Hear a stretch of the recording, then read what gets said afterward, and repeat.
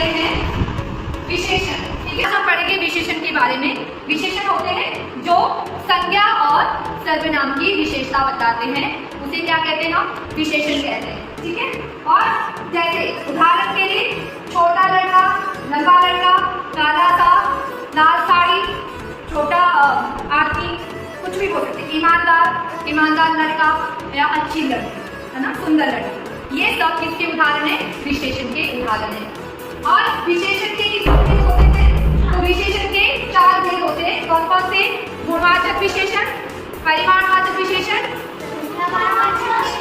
और यस। तो पहला आज हम पढ़ेंगे, पहला है गुणवाचक विशेषण। गुणवाचक विशेषण वह होते हैं जिसमें किसी व्यक्ति के गुण, दोष, आकार, रंग, दशा, अवस्था का बोध होता है, उसे हम कहते हैं गुणवाचक विशेषण। जैसे छोटा आदमी, अभी मैंने बताया, लाल साड़ी, अभी मैंने उदाहरण में बताया, गरीब व्यक्ति, अभी बताया, है ना, ईमानदार लड़का। तो ये सारे गुणवाचक विशेषण के उदाहरण हैं। आया गुणवाचक विशेषण का और समझ में? पक्का? यहाँ पे आप देख सकते हैं, हमने मॉडल भी बनाया है। तो ये गुणवाचक विशेषण है। अब है आपका परिमाणवाचक विशेषण। ठीक है, परिमाणवाचक विशेषण में क्या होता है?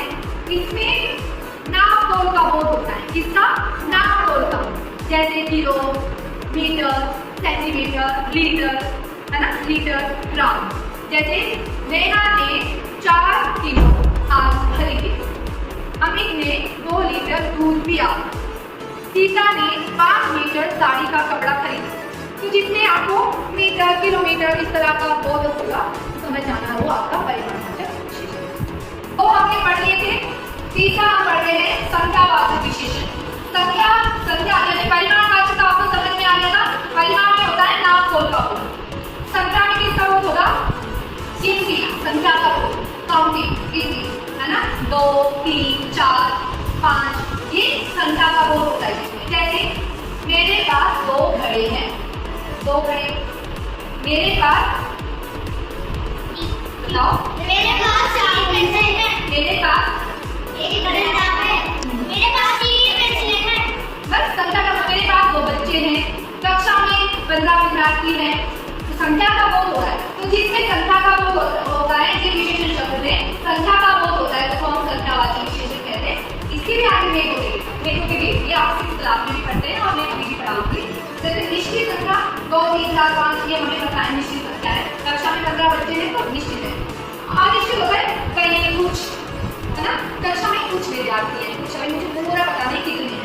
ठीक है, काफी, कम, ज्यादा, मुझे थोड़ा चाहिए, मुझे कम चाहिए, कम, ज्यादा, थोड़ा, ये अनिश्चित है। ठीक है, अब आपका आ गया लास्ट 4th में आपका सार्वनामिक विशेषण। सार्वनामिक विशेषण को हम संकेतवाचक विशेषण भी कहते हैं, इशारों के द्वारा जब हम बोलते हैं, है ना। मैं बोली यह पुस्तक मेरी है, वह घर मेरा है, इस जंगल में शेर रहता है। एक मैं इशारों के द्वारा बताई, दूसरा आपने याद क्या रखना है? ऐसे शब्द जिसमें क्या होता है? सर्वनाम जो शब्द है, संख्या शब्द से पहले सर्वनाम शब्द का प्रयोग होता है। क्या? कि जो सर्वनाम शब्द संज्ञा से पहले आकर, संज्ञा शब्द से पहले लगते हैं, तो उसको हम कहते हैं सार्वनामिक विशेषण। संज्ञा शब्द से पहले कैसे? यह पुस्तक मेरी है, तो पुस्तक क्या है? संज्ञा शब्द। और यह क्या है? सर्वनाम शब्द। तो पुस्तक से आगे क्या लग गया? यह। तो क्या हुआ? यह। तो सर्वनाम आया ना पहले। इसमें क्या याद रखें कि सार्वनामिक विशेषण में संज्ञा शब्द से पहले सर्वनाम शब्द का प्रयोग किया जाता है, उसको सार्वनामिक विशेषण कहते हैं। या फिर हम संकेत के द्वारा भी बताते हैं, उसको सार्वनामिक विशेषण। ठीक है, जैसे यह विद्यालय, है ना, वह लड़का, यह लड़की, इशारे में बोल रही हूँ ना, तो उसको बोलते हैं सार्वनामिक विशेषण। आया समझ में? ये कुछ अभ्यास की प्रश्न आप लोगों ने उत्तर बताना है। संज्ञा या सर्वनाम की विशेषता बताने वाले शब्द को क्या कहते हैं? विशेषण। निम्न में से कौन सा विशेषण शब्द है? बताइए। नम्रता, विभास, शीतलता, सच्चा।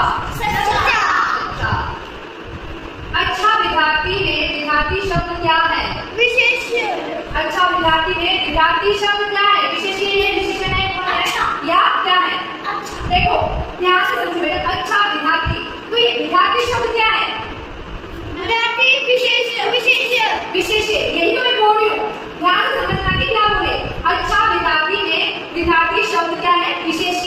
और इसकी विशेषता क्या है? अच्छा, आया समझ?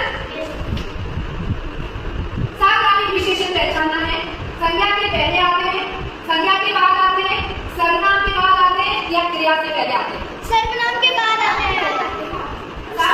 क्या आते हैं? संज्ञा से पहले।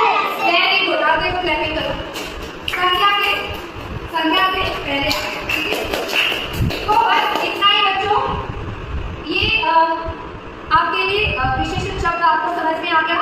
यस अच्छे से समझ में आया? यस पक्का?